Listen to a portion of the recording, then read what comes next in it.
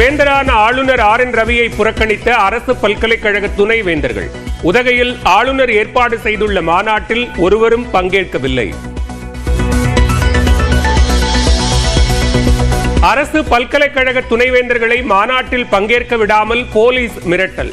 மாநாடு நடத்துவது அரசுக்கு பிடிக்கவில்லை என்றும் ஆளுநர் RN ரவி குற்றச்சாட்டு. Unfortunately, in this conference, state universities are not participating because they have informed me, even in writing, that they have been warned by the state government not to participate. People, those who are in the government, they defy for them. It is not something which is comfortable situation. துணைவேந்தர்களை மாநில அரசு மிரட்டியதாக அடிப்படை ஆதாரமற்ற குற்றச்சாட்டை முன்வைத்துள்ளார் ஆளுநர். சட்டவிரோதமான மாநாடு என்பதாலேயே பங்கேற்காமல் இருந்திருப்பார்கள் எனவும் திமுக MP Wilson பதிலடி.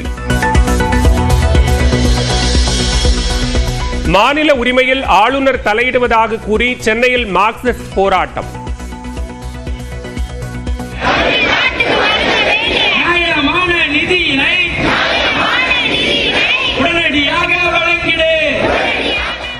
உதகையில் மாநாடு நடைபெறும் இடத்திற்கு முன்பாக திராவிடர் தமிழர் கட்சியினர் ஆர்ப்பாட்டம்.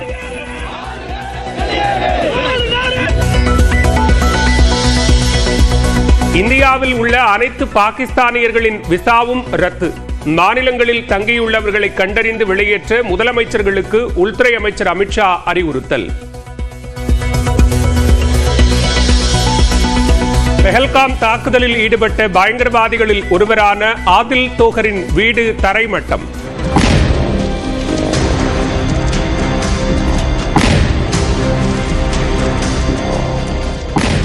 பாகிஸ்தானில் லஷ்கர்-இ தொய்பாவில் இணைந்து பயங்கரவாதி பயிற்சி பெற்றவர் என தகவல். எல்லையில் சண்டையை தொடங்கிய பாகிஸ்தானுக்கு இந்திய ராணுவம் பதிலடி. பாதிப்புகள் எதுவும் ஏற்படவில்லை என இந்திய ராணுவம் தகவல்.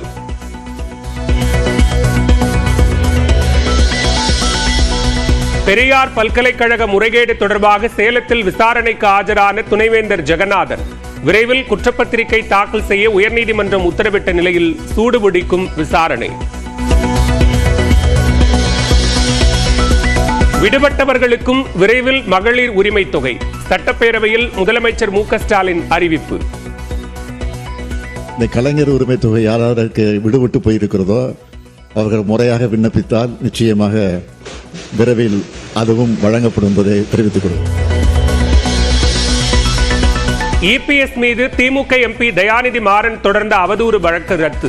விரிவான உத்தரவு பின்னர் பிறப்பிக்கப்படும் என சென்னை உயர்நீதிமன்றம் அறிவிப்பு. திருவண்ணாமலையில் ரசாயனம் மூலம் பழுக்க வைக்கப்பட்ட மாம்பழங்கள். 1200 கிலோ மாம்பழங்களை பறிமுதல் செய்த உணவு பாதுகாப்பு அதிகாரிகள். இஸ்ரோ முன்னாள் தலைவர் கஸ்தூரி ரங்கன் காலமானார்.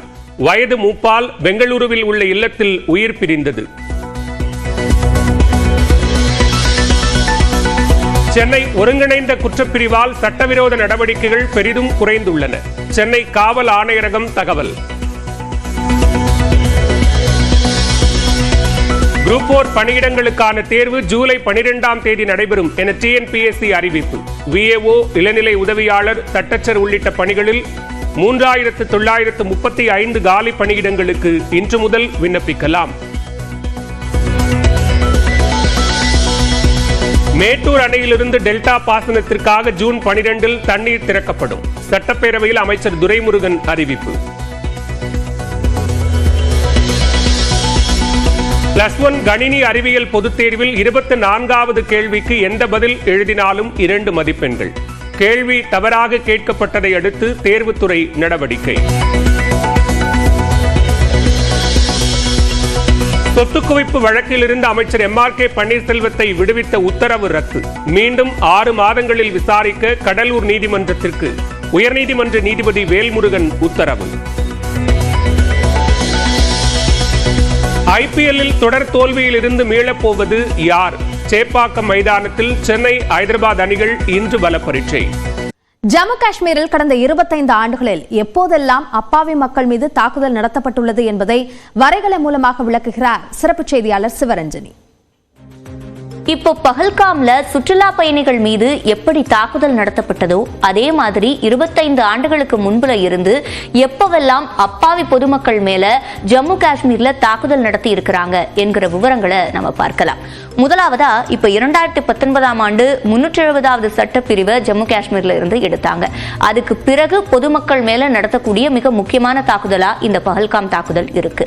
அதற்கு முன்பு 2000 ஆண்டு மார்ச் 21 தேதி அனந்த்நாக்ல 36 பேர் கொல்லப்பட்டாங்க. இவங்க யாத்ரீகர்கள். முக்கியமா இதுல சீக்கிய சமுதாயத்தை சேர்ந்தவர்களை குறிவைத்து இந்த தாக்குதல் நடத்தப்பட்டது. அதே மாதிரி அதே ஆண்டு ஆகஸ்ட் மாதம் பார்க்கும்போது அமர்நாத்துக்கு செல்லக்கூடிய பயணிகள் யாத்ரீகர்கள் அவங்க 32 பேர் கொல்லப்பட்டாங்க. அது வேற ஒரு கேம்ப்ல. அதே மாதிரி அதுக்கு அடுத்து 2001 ஆண்டுல ஷேஷ்நாக் கேம்ப்ல அதே அமர்நாத் யாத்ரீகர்கள் கொல்லப்பட்டாங்க. 13 பேர் கொல்லப்பட்டாங்க. அதுக்கு அடுத்ததா 2001 ஆண்டு அக்டோபர் மாதத்துல ஜம்மு காஷ்மீர் சட்டமன்ற வளாகத்திலேயே தற்கொலைப்படை தாக்குதல் நடத்தப்பட்டது. இதுலதான் 36 பேர் பொதுமக்கள் கொல்லப்பட்டாங்க. அது மிகவும் பெரிய அளவுல பேசப்பட்டுச்சு. அடுத்ததா 2002 ஆண்டு மீண்டும் அமர்நாத் யாத்ரீகர்கள் சந்தன்வாரி பேஸ் கேம்ப்ல கொல்லப்படுறாங்க. 13 பேர் கொல்லப்பட்டாங்க. அதே மாதிரி 2002 ஆண்டு நவம்பர் 23 தேதி ஜம்மு ஸ்ரீநகர் தேசிய நெடுஞ்சாலையில மீண்டும் ஒரு தாக்குதல் பொதுமக்கள் மேல நடத்தப்படுது. இதுல பாதுகாப்புத்துறையை சேர்ந்த அதிகாரிகள் மட்டுமல்லாது பெண்கள் 2 பேர், குழந்தைகள் 2 பேர்னு மொத்தம் 19 பேர் கொல்லப்படுறாங்க. 2003 ஆண்டு மார்ச் 23 தேதி புல்வாமால ஒரு தாக்குதல் நடைபெறுது. அப்போ 24 பேர் பொதுமக்கள் கொல்லப்படுறாங்க. இதுல 11 பெண்கள், 2 சிறுவர்கள் அடக்கம். அதே மாதிரி 2005 ஆண்டு ஜூன் 13 தேதி புல்வாமால மீண்டும் தாக்குதல் நடத்தப்படுது. இதுல 13 பேர் கொல்லப்படுறாங்க. அடுத்ததா நம்ம பார்க்கும்போது இதுக்கு இடையில புல்வாமால பாதுகாப்புத்துறை அதிகாரிகள் மேலேயும் தாக்குதல் நடத்தப்பட்டிருக்கு. ஆனா பொதுமக்கள் அப்படின்னு பார்க்கும்போது நான் குறிப்பிட்ட தேதிகளில் நடந்த தாக்குதல்கள் தான். குல்காம்ல 2006 ஆண்டு 9 பேர் கொல்லப்படுறாங்க. இதுல நேபாள் மற்றும் பீகாரை சேர்ந்த தொழிலாளிகள் தான் முக்கியமானவர்கள். அடுத்ததா 2017 ஆண்டு திரும்பவும் அமர்நாத் யாத்ரீகர்கள் மேல தாக்குதல் நடத்தப்படுது. குறிப்பா அவங்க ஒரு பேருந்துல பயணம் செய்யும் போது அந்த பேருந்துல தாக்குதல் நடத்தப்படுது. அதுல 8 பேர் உயிரிழக்கிறாங்க. இதுக்கு அடுத்ததா தான் இப்போ ஏப்ரல் 22 தேதி பஹல்காம்ல சுற்றுலா பயணிகள் மீது தாக்குதல் நடத்தப்பட்டிருக்கு. அதுவும் இப்ப இருக்கக்கூடிய சூழல்ல ஜம்மு காஷ்மீர் என்பது பாதுகாப்பாக சுற்றுலா செல்லக்கூடிய ஒரு தளமா தான் இருக்கு அப்படின்ற நம்பிக்கையை பொதுமக்களுக்கு கொடுத்துட்டு இருக்க வேலையில தான் அதை தகர்க்கும் வகையில இந்த தாக்குதல் நடைபெற்றிருக்கு. கனவுகளை எட்ட வயதும் உடல் குறைகளும் தடையில்லை என்பதை UPSC தேர்வில் நிரூபித்து காட்டியுள்ளார் கேரளாவைச் சேர்ந்த செவித்திறன் மாற்றுத்திறனாளி பெண் நிசா. யார் இந்த நிசா? விளக்குகிறது இந்த தொகுப்பு.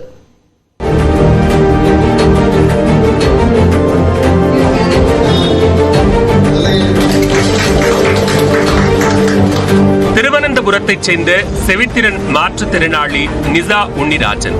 இவருக்கு 40 வயதாகும் நிலையில் இவரின் தந்தையான உன்னிராஜன் காவல்துறையில் பணியாற்றி ஓய்வு பெற்றவர். 2 குழந்தைகளுக்கு தாயான நிசா தேசிய அளவில் அண்மையில் நடந்த சிவில் சர்வீஸ் தேர்வில் 1000வது இடம் பிடித்துள்ளார். இதில் என்ன சாதனை என்று நீங்கள் நினைக்கலாம். விஷயம் இருக்கிறது. வழக்கமாக 20 வயதுக்குள்ளேயே பலரும் சிவில் சர்வீஸ் தேர்வுகளுக்கு தயாராகி வரும் நிலையில் திருமணமாகி 11 வயதில் ஒரு மகளும் 7 வயதில் மற்றொரு மகளும் உள்ளனர். அழகான குடும்பத்தின் தலைவியாக இருந்த நிசாவுக்கு மாவட்ட ஆட்சியராக வேண்டும் என்ற எண்ணமே 35 வயதில் தான் உதித்துள்ளது. மென்பொறியாளரான கணவன் அருணிடம் சிவில் சர்வீஸ் தேர்வுக்கு படிக்க விரும்பியதாக கூறியதும் துளியும் யோசிக்காமல் சம்மதம் தெரிவித்துள்ளார் கணவர் அருண். வீட்டு வேலைகள் மற்றும் குடும்பத்தையும் கவனித்துக் கொண்டு திருவனந்தபுரத்தில் உள்ள ஒரு தனியார் பயிற்சி மையத்தில் படிக்க தொடங்கினார் நிசா. 6 முறை தோல்வியடைந்தாலும் தளராமல் 7வது முறையும் UPSC தேர்வு எழுதினார். விடாமுயற்சியின் பயனாக தேர்வில் வெற்றி பெற்று 1000வது இடம் பிடித்தார்.